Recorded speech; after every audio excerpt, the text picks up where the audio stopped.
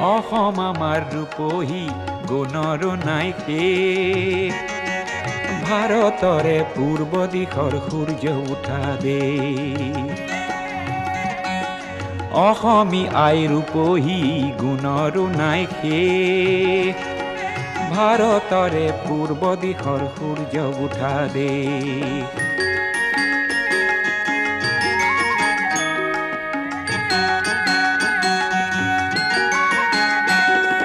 গোটেই জীৱন বিচাৰিলেও অলেখ দিবস ৰাতি